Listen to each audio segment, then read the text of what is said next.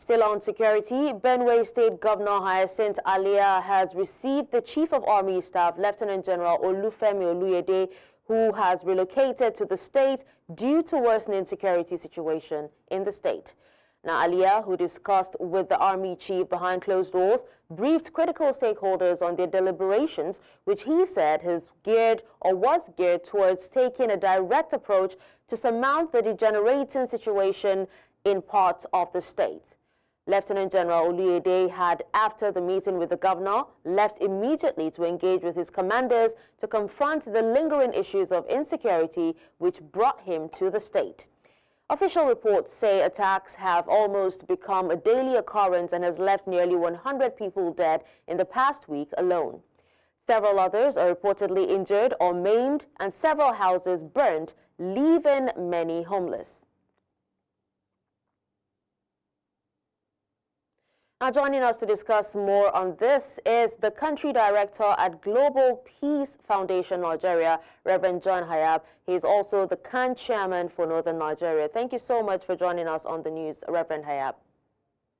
Thank you for having me, and good afternoon. Good afternoon. Now, Reverend, could the recent surge in attacks suggest that bandits or even armed groups are now strategically moving from state to state, possibly expanding their operations across central Nigeria? The killings recently have become one too many because, as you rightly said, today they are in Taraba, tomorrow they are in Plateau, next tomorrow they are in Benue, and continuously in the areas that they are operating and causing harm on fellow Nigeria. I sincerely sympathize with the governor and the people of Benue State, but I'm also happy that as we are discussing this, one key information is the relocation of the Chief of Army Staff, because this whole thing has actually continued because we have not asserted our influence, our power as a nation. The Constitution of Nigeria gives the governor or the president the power to protect lives and properties of citizens. And the president is the commander-in-chief of the armed forces. These killers, these terrorists, these bandits, whatever name they are called, have been having a free day. They, in fact, even dictate the pace instead of us putting them on the run. But I'm happy that a step has been taken. I hope it will not just be a visit, because there was a time the president of Nigeria ever gave instruction for the IG to move in. The IG do not move, but remain in Abuja. But this time around, the Chief of Army Staff is already there. We hope that concrete action will be taken. We will begin to see these criminals on the run, because these are not people you can negotiate with at the moment. These are people that you need to show them that this country has a law, this country has armed forces.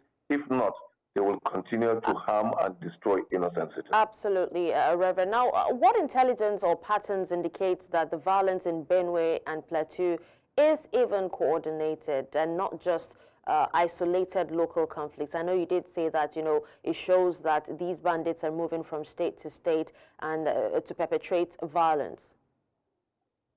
You see, the truth is that for quite some time, I have disagreed with many who say that this killing is farmers-herders conflict. Because I grew up, fortunately for me, I was born and brought up in Benue State, in Boko village to be precise. So I know the terrain, I understand the place. I've had the opportunity to stay in Kaduna, to live in Kaduna and other parts of Kano and other states of Nigeria. But what I'm trying to say is that we know the kind of conflict that exists between farmers and herders. A conflict that is just about animals entering a farm, and then there is a misunderstanding and they find a way to resolve it.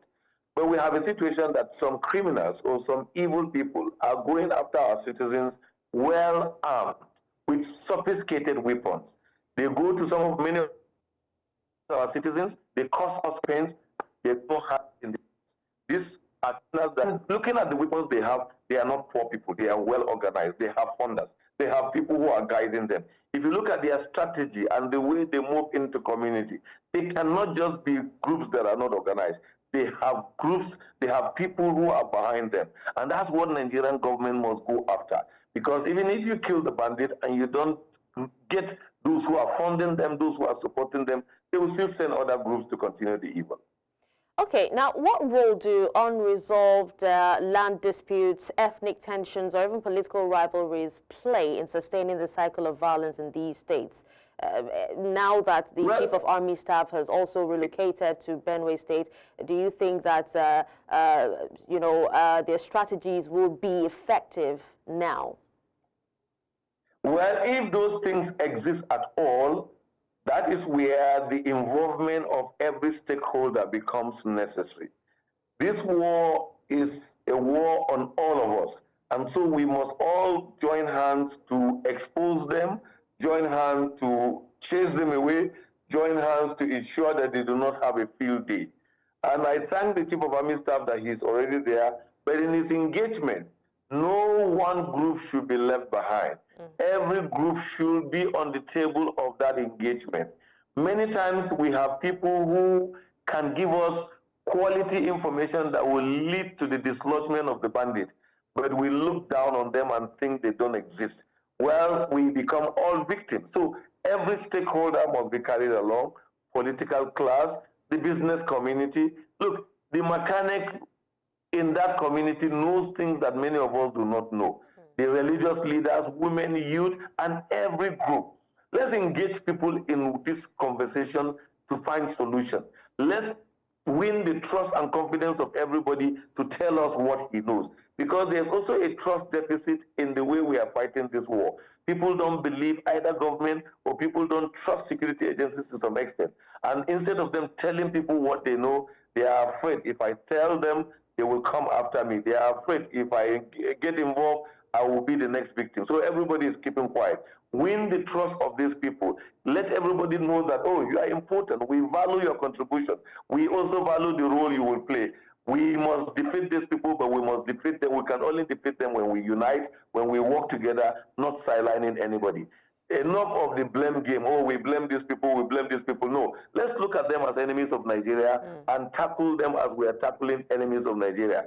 Then we can be working on the ground to promote understanding, to encourage dialogue among the communities so that they can also trust each other, because these criminals have actually successfully divided people, divide us either on religious line or on ethnic lines. And that's why we need everybody to see that, look, we're not talking about your ethnic group here, we're not talking about your religious here, we are talking about criminals are killing us. If they find you a thief man, they will kill you. If they find you a Fulani man, they will kill you. If they find you a Hausa man, they will kill you. If they find you an Edoma man, they will kill you. Whatever tribe or identity you claim you have, or a Muslim or a Christian, they will kill you. So these are not people who would treat them as, they don't belong to anybody. They are enemies of the Federal Republic. All right. Well, thank you so much for your time and for speaking on this, Reverend Hayab. Thank you. Thank you too for having me.